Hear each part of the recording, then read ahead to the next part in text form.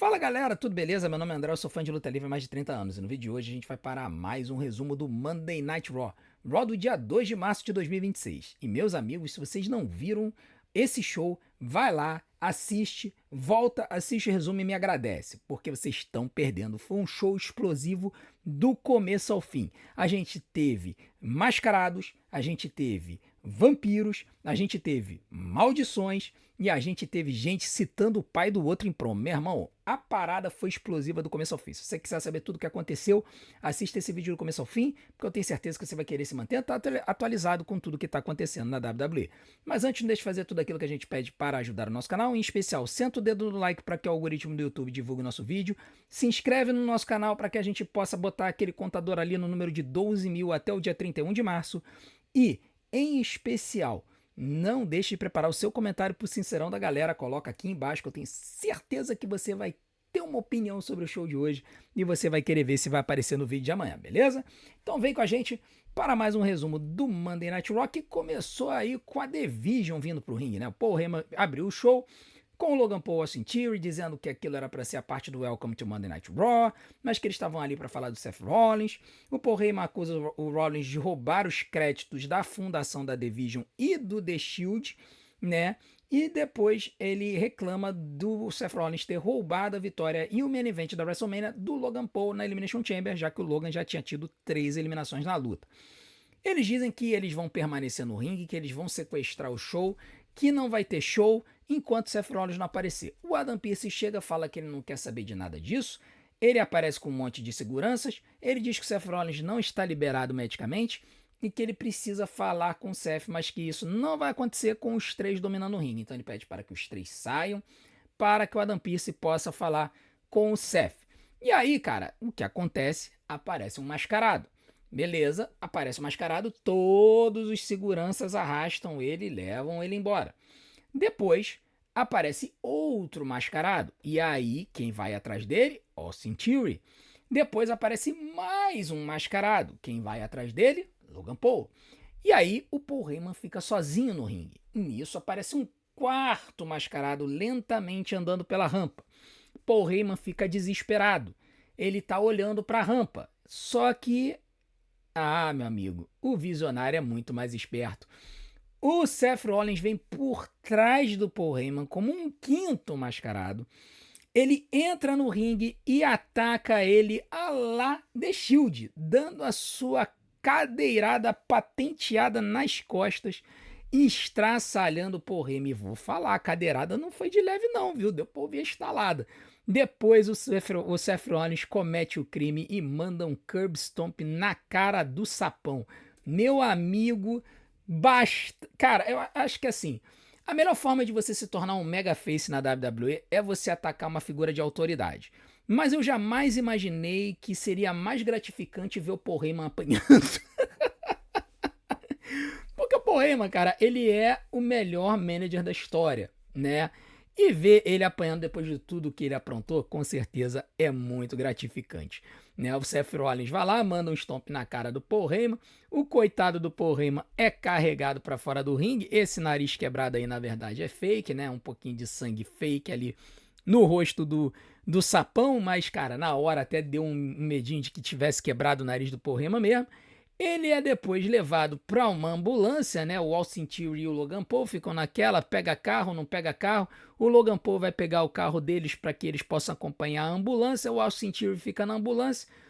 Cara, aparece do nada o Jimmy Uso, estraçalha o Austin Theory e depois ele ainda fala com o motorista e o motorista é ninguém mais, ninguém menos do que LA Knight. Yeah! Rapaz, meu irmão, o LA Knight pega a ambulância e vai embora da arena com o Paul Heyman dentro da ambulância. Meu Deus do céu, cara.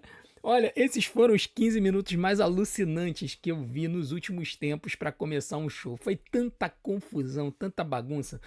E eu vou te falar, eu tô adorando esse tipo de caos. No SmackDown a gente teve o ataque ao Jey Uso, que também entrou numa ambulância. E aqui a gente teve o ataque ao Paul Heyman e teve toda essa confusão. Então, assim, foi muito divertido de ver. O LA Knight mandou o Paul Heyman embora, sabe-se lá que era onde foi. E o Jimmy Uso foi cavar uma luta com o Austin Theory, né? O Adam Pearce marcou uma luta entre o Jimmy Uso e o Austin Theory para depois no show. A primeira luta da noite foi a luta entre o Gunther e o Dragon Lee. Essa luta foi marcada na semana passada. Isso é derivado dos ataques do Dragon Lee sobre o Gunther, defendendo a honra do seu ex-parceiro de duplas AJ Styles, que o Gunther aposentou no Royal Rumble. E essa luta aqui, cara, eu não tava dando muito pra ela não, tá? Eu achei que o Gunther ia estraçalhar o Dragon Lee, mas, cara, a WWE deu muito cartaz pro Dragon Lee, viu? O Dragon Lee, ele com todos os seus movimentos de agilidade, conseguiu balançar o Gunther várias vezes na luta. Essa luta foi para fora do ringue. Foi, cara, foi uma coisa, tá? Foi matar cobra para tudo que é lado, chopper para tudo que é lado. Foi uma coisa medonha. Depois de 15 minutos de luta, finalmente, depois do Gunther mandar 2 powerbombs no Dragon Lee dentro do ringue, um powerbomb no chão e um powerbomb na mesa dos comentaristas, ele ainda puxou o Dragon Lee para dentro do ringue, aí o Dragon Lee voltou, deu o suicide dive para cima dele e tal. No final, quando parecia que o Dragon Lee ia conseguir a vitória, o Gunther agarrou ele no mata-leão e puxou ele para baixo. E quando ele puxou o Dragon Lee para baixo, ele arrancou a máscara do Dragon Lee. E aí apareceu o rosto dele. Se você quiser pausar o frame da Netflix para ver a cara do Dragon Lee, você consegue. No final das contas, assim que a máscara foi arrancada, o Dragon Lee bateu. E aí, o Gunther foi declarado vencedor. 15 minutos de luta, vitória do Gunther. E eu vou dar 4 estrelas para essa luta. Uma luta sensacional para abrir o show. Depois, com o Dragon Lee apagado, o juiz botou uma toalhinha ali no rosto dele para poder esconder o seu rosto, tá? Então, foi muito legal e eu particularmente gostei muito dessa luta. Foi bom a gente ter visto uma luta. Essa luta, inclusive, começou com um ataque do Dragon Lee antes do Gunther, né? Então, quer dizer, isso emendou essa sequência de caos que começou o show. Depois disso, nós tivemos um segmento nos bastidores em que a Asuka deu um passa fora lá na Kairi Sane, porque a Asuka disse que a Kairi Sane teria mandado bem na semana passada, quando ela lutou contra a Alexa Bliss, mas aí agora a Asuka tava chateada porque ela não venceu a Elimination Chamber, não sei o que, aí tava xingando a Kairi e tal. A Asuka chegou a enforcar a Kairi Sane nessa história e a Kairi ficou catatônica desse jeito. A AJ Lee apareceu, perguntou se ela estava bem e tal, pediu para ela piscar 2 vezes se ela tivesse com algum problema, mas ela não piscou nenhuma vez. Ela ficou com o olho aberto, completamente catatônica. Não se preocupem, esse face turn tá vindo, tá bom?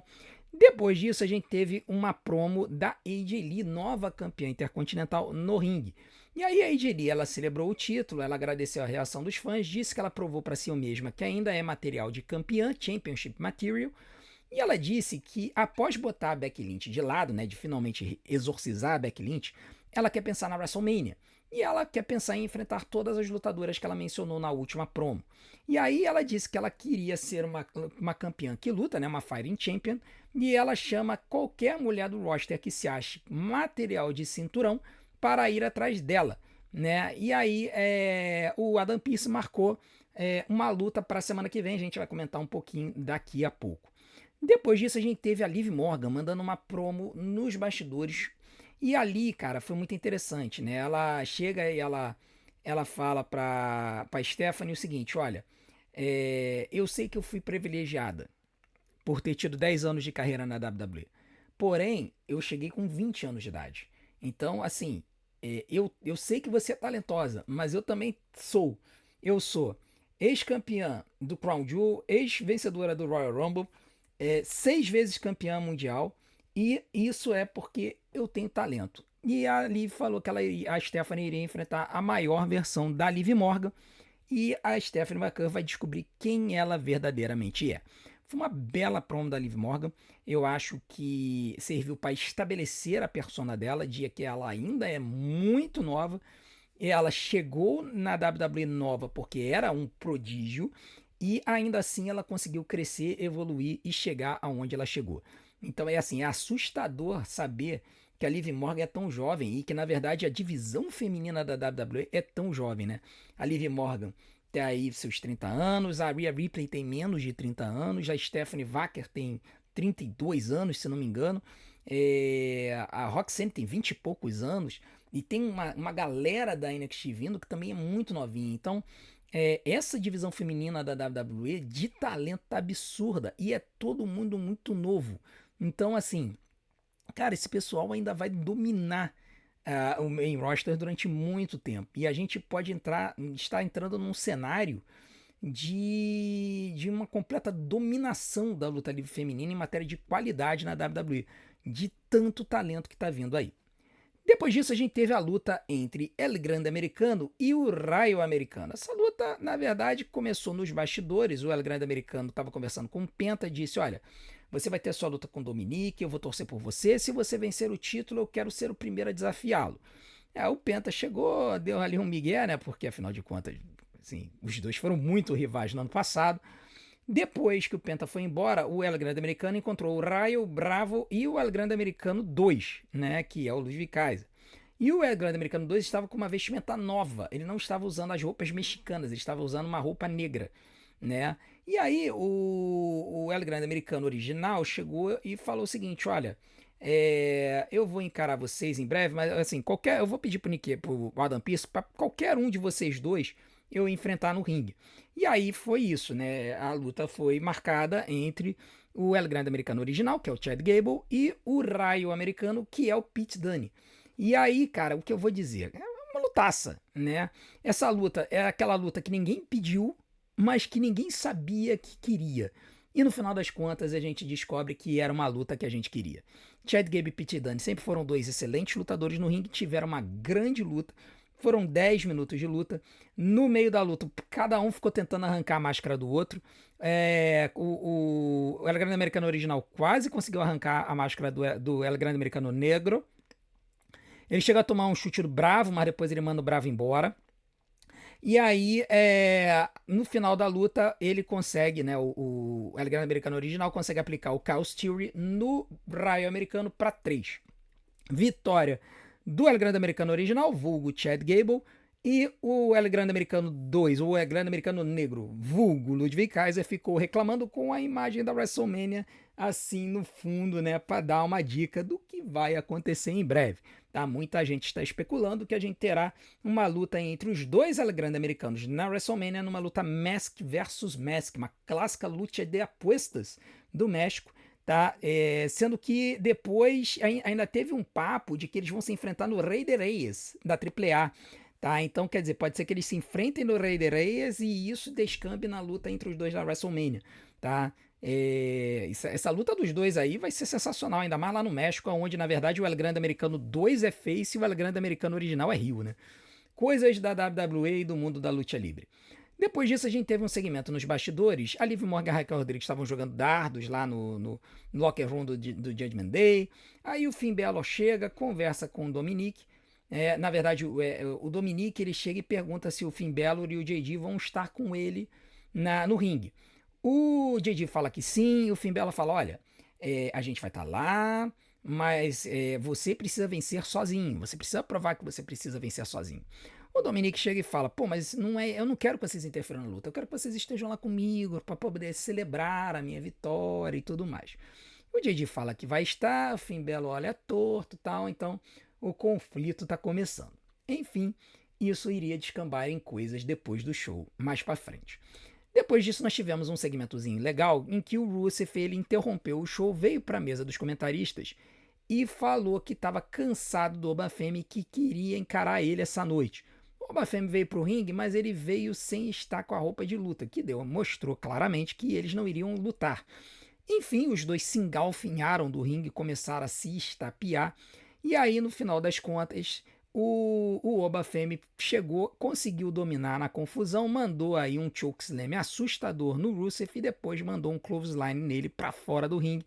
O Rusev ficou boladão, o Obafemi ficou celebrando no ringue com a imagem da WrestleMania no fundo, e aí depois a gente ficou sabendo que o Adam Pearce bucou Obafemi e Rusev para a semana que vem. Tá? E além disso, a gente descobriu que teria uma outra luta para a semana que vem, que era a luta para decidir quem seria a number one contender ao título da AJ Lee. E essa confusão começou com a Bayley e a Lara Valkyria conversando nos bastidores. A Lara Valkyria incentiva a Bayley a pedir a chance para o Adam Pearce, porque segundo ela, metade do locker room feminino estava na porta do Adam Pearce para essa luta. A Bayley fala que tudo bem, mas ela fala, olha, Lyra, você também teve uma chance pelo título desperdiçada, então eu acho que você também deveria ir. E aí a Lyra fala, é verdade? Não, beleza, tal. Então as duas vão pro escritório do Adam Pearce para pedir uma chance. Só que quando elas vão entrar, elas encontram a Io Sky saindo, né? E aí depois a gente descobre que vai ter uma luta de gauntlet pelo number one contender pelo título da Intercontinental Feminino. E essas três lutadoras vão estar envolvidas e provavelmente vão ser as três protagonistas. Eu nem lembro das outras três. Eu não sei se Maxine e Natália estão envolvidas e também não quero nem saber. A gente teve até uma promo da Nery que foi bem interessante durante o intervalo, mas basicamente ela disse que a Maxine ela é uma bimbo que se acha uma matadora, enquanto que ela, Nari, era uma matadora que tentaram fazê-la de bimbo durante a sua carreira. Então foi interessante aí a Neri dizendo que ia estraçalhar a Maxine no futuro. Depois disso, a gente teve a terceira luta da noite entre o Jimmy Uso e o Austin Theory. E, cara, não teve luta. Na verdade, foram 3 minutos de luta, que os dois se engalfinharam um pouquinho no ringue, até que o Logan Paul entrou no ringue e começou a atacar o Jimmy Uso, causando a desclassificação. Vitória do Jimmy Uso por desclassificação, eu não vou dar nem nota pra isso aí, porque foi mais uma storyline do que qualquer coisa. Depois de eles se engalfinharem, o Jey tocou a música do Jey Uso, o Austin Theory e o Logan Paul ficaram esperando ele entrar. O Jey Uso veio com muletas, deu uma muleta pro Jimmy Uso, pegou outra e os dois estraçalharam aí o Austin e o Logan e depois eles mandaram o Wandy no Austin Theory. Isso tá parecendo que esses quatro vão se engalfinhar pelo título de duplas lá na WrestleMania, ou pelo menos perto da WrestleMania, tá? Pode ser que eles resolvam fazer essa luta antes. Eu não creio. Eu acho que eles vão envolver a Division nessa luta aí pelo título de duplas. E isso basicamente libera o Seth Rollins para fazer sei lá o quê. Né? Originalmente a gente imaginava que a gente teria Seth Rollins e Bron Breakker depois do ataque do Mascarado no Bron Breakker na Royal Rumble. Vamos ver se o Bron Breakker vai voltar antes. Se o Bron Breakker conseguir voltar antes da WrestleMania, eu mantenho que vai ser Seth Rollins e Bron Breakker, tá? Mas se isso não acontecer, a gente pode ter o Seth Rollins se metendo em outras lutas aí, talvez até na luta do CM Punk contra o Roman Reigns, considerando que ele não foi derrotado pelo título, ele foi obrigado a dropar. Depois disso, a gente teve um segmento com hilaridades na WWE, que foi a estreia do Danhausen no Monday Night Raw. A gente não sabe se ele assinou com o Raw, mas ficou implícito que ele assinou. Porque o Adam Pearce estava no telefone, o Danhausen chega, se apresenta, chama o Adam Pearce de Stone Cold Steve Austin, né?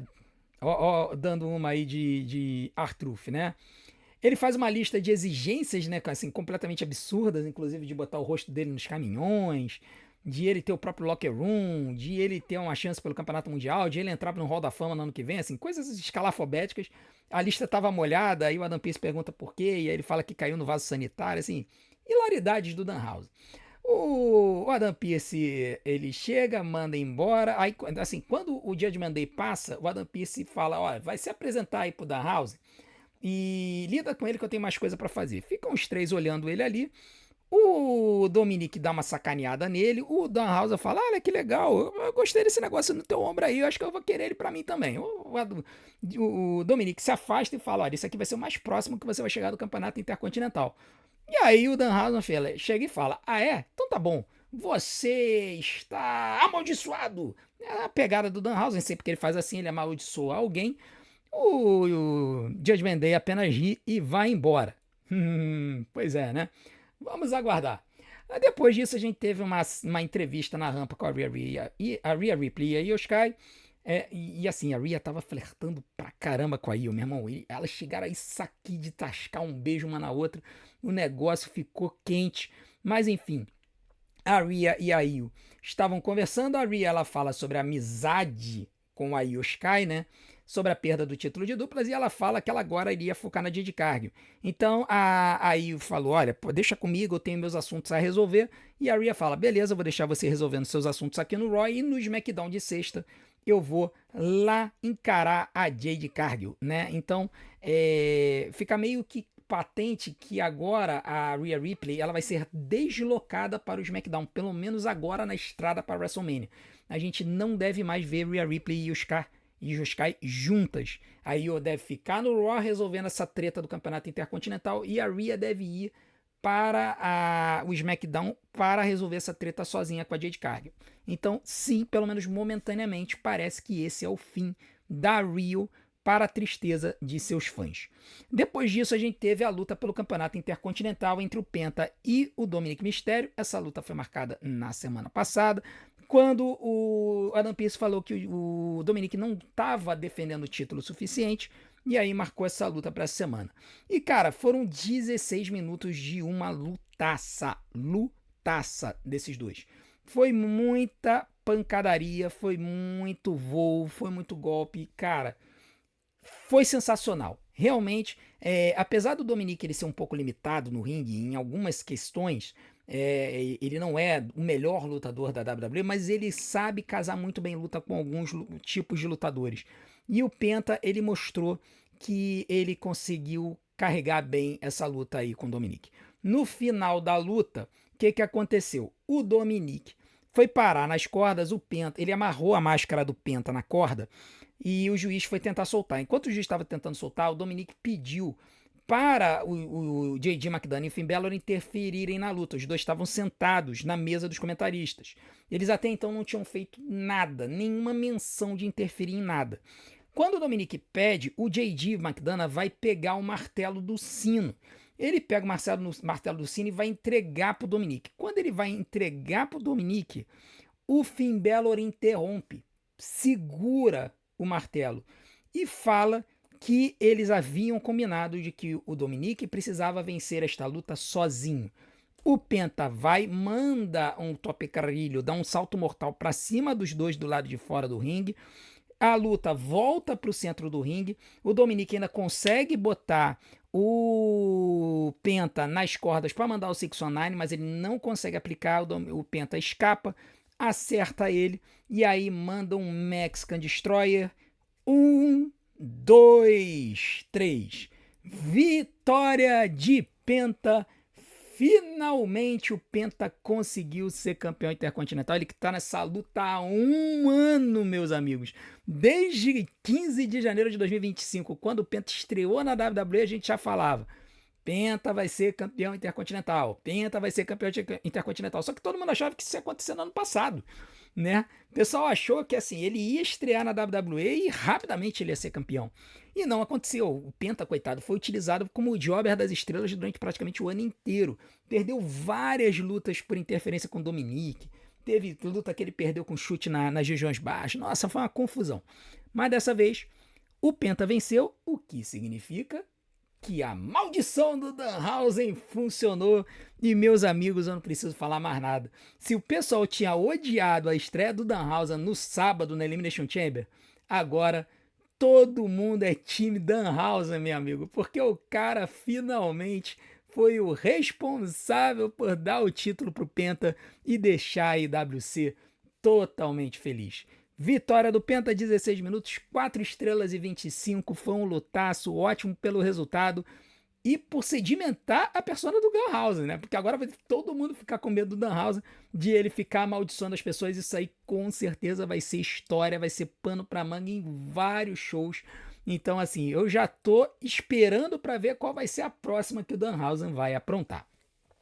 E por fim, nós tivemos o Roman Reigns vindo pro ringue para fazer o main event, fazendo uma promo. Ele tá no ringue, pede pro pessoal de Indianápolis reconhecer ele e tudo mais, e aí quando ele vai falar sobre o Punk, meu amigo, não dá nem tempo. CM Punk vem pro ringue e ele começa a falar, né? Ele provoca, ironicamente, dizendo pro Reigns que o Reigns parecia irritado, fala sobre querer atenção, mas ele chegou ali que ele disse que ele não veio para interromper, ele veio para reconhecer o Roman Reigns e sabendo que ele precisava disso, porque ele precisava ter o seu ego massageado. O Punk lembra então que a luta na WrestleMania 42 vai ser interessante, que eles têm uma história juntos, principalmente porque foi naquela cidade em que ele apresentou a The Shield para o mundo. Lembrando que a The Shield, Roman Reigns, Seth Rollins e Dean Ambrose, era para ter sido capangas do CM Punk. Inclusive o Punk sugeriu trazer o Seth Rollins e o Dean Ambrose para o main roster, mas indicou o Chris Hero, que lutava como Cassius Ohno na NXT. E aí a WWE disse, olha só, esses dois aqui ok, mas o Cassius Ohno não, a gente quer que suba o Roman Reigns. E aí surgiram os três eram para ser capangas do Punk, mas aí quando chegou no dia do show, a WWE falou, olha, eles não vão ser seus capangas, eles vão ser um grupo sozinho. Depois a gente vê em 2013, 2014, que na verdade a The Shield até se envolve com o Punk, até ajuda ele em alguns momentos, tal. Então isso é importante que a gente ressalte que sempre teve essa relação entre eles antes do Punk meter o pé da companhia em 2014. E aí, cara, o Roman Reigns ele chega e fala o seguinte: olha, você tá só nervoso, cheio de sentimentos pelo que o Roman postou no X recentemente, né? Porque basicamente o Roman chamou o CM Punk de velho cansado, né? E aí o Roman volta a questionar a legitimidade do Punk como campeão, caracteriza ele como alguém que não deveria estar no topo. Ele chega e esculhamba ele, fala que ele odeia o Punk, mas odeia o Punk porque ele é campeão, porque se ele não fosse campeão não estaria nem no radar do Roman, que ele tá muito abaixo do nível de contra-cheque do Roman e tudo mais. E ele diz que o Roman diz que ele vai tirar o CM Punk de cena na WrestleMania, né, implicando dando a entender que o CM Punk aposentaria na WrestleMania após perder a luta. Então o Roman ele vai simplesmente fala o que ele tem que falar e ele vai embora. Só que o CM Punk não deixa, ele agarra o braço do Roman Reigns e aí ele fala: olha, eu sei que você tá aqui, você tá dizendo, falando um monte de coisa, mas tipo assim, você nunca conquistou nada sozinho, né? Falando dos primos dele, né? O Roman chega a falar assim: ah, você fica postando foto, saindo com meus primos, tal, não sei o quê, mas meus primos sabem quem eu sou, sabem que eu sou melhor, não sei o quê. E aí o Punk chega e fala assim: olha, eu não sei se você tem algum Goblin samoano nos bolsos aí, mas se você não tiver, até onde eu sei, eu tô vendo que você tá sozinho. Teus primos não estão contigo, tua família não tá contigo. E aí ele acusa o Roman de sempre depender dos outros, como aconteceu com a Bloodline e com outros aliados no passado. Né? A gente não precisa lembrar das várias vezes que a Bloodline ajudou o Roman Reigns na época que ele foi campeão. E aí, cara, quando ele chega, ele fala: olha só, eu não vou só derrotar você na WrestleMania, eu vou enterrar você. E eu vou enterrar você do lado do seu pai, meu amigo. Quando citou o pai morto do Roman Reigns, né, o Sika, o Roman fica pistolaço, meu irmão. O CM Punk vai embora, o Roman começa a saltar a veia aqui, fica pistolaço, mas no final ele faz algo? Não faz absolutamente nada, com ele encarando boladão o CM Punk. Indo embora, o show termina. O segmento como um todo eu achei muito legal, a disputa de promos eu achei muito interessante, bem pessoal. Eu só achei que o Roman ficou meio que um banana no final, porque se chegassem e falassem do meu pai, eu teria dado na cara do sujeito que tivesse feito isso, né? Então o Roman poderia ter começado a dar na cara do Punk e isso traria uma intensidade maior, mas eu entendo que a WWE quis guardar essa intensidade da rivalidade deles para uma outra data. Enfim, o show como um todo foi espetacular. Nós tivemos várias storylines se desenvolvendo, Seth Rollins espancando o Paul Heyman, o Penta ganhando o campeonato intercontinental, CM Punk batendo de frente com o Roman Reigns, o Oba Femi se estapeando com o Rusev, o Danhausen amaldiçoando o Dominic. Cara, o show foi absolutamente cinema, absoluto cinema do começo ao fim, tá? Não teve pontos que foram ruins no show. O show inteiro foi bom. Eu vou dar nota 8. E aí você deve estar pensando: poxa, mas André, você acabou de falar que o show foi perfeito do início ao fim. Por que você deu nota 8 em vez de dar um 9, dar um 10? Porque eu achei que foi pouca luta, tá? O Raw tá com um problema seríssimo de estar com poucas lutas ultimamente. De luta mesmo a gente só teve 3. Tudo bem, 2 tiveram um nível acima de 4 estrelas, na minha opinião, mas ainda assim eu acho pouco. Se você comparar com o SmackDown, que consegue botar 7 lutas num show que só tem meia hora a mais e que tem mais intervalo comercial, a gente fica meio sem entender por que o Raw tá com essa pegada de botar 3 lutas e um squash. A mesma coisa aconteceu no ano passado, na semana passada. 3 lutas e um squash. Isso me incomoda um pouco. O show foi ótimo, teve vários segmentos de bastidores que eu também achei legais, mas essa história de ter pouca luta tá me incomodando. Por isso que ficou nota 8, em vez de ser um 9 ou até mesmo um 10, de tão bom que esse show foi. Beleza? Muito obrigado pela audiência de vocês. Não deixem de colocar os seus comentários aqui embaixo para o Sincerão da Galera, que vai para o ar amanhã. E não deixem de fazer tudo aquilo que a gente pede para ajudar o nosso canal. Deixe seu like, se inscreva no canal, ative o sininho para receber as notificações dos nossos próximos vídeos. Deixe seu hype e, acima de tudo, assista maratona em nossos vídeos, porque tempo de visualização é o que faz o YouTube divulgar a gente. Vou deixar umas opções aqui na tela para vocês. Não deixem de nos acompanhar. Hoje à noite talvez tenha live da NXT aqui no canal. Estou pensando, vou ver se eu vou conseguir. Se eu conseguir, por volta de 9h30 da noite, nos encontra aqui pra gente encarar mais um NXT aqui no canal, beleza? Muito obrigado por tudo, não deixe de assistir os meus vídeos, não deixe de clicar nos vídeos, muito obrigado pela sua audiência, a gente se vê do outro lado, um grande abraço, até a próxima.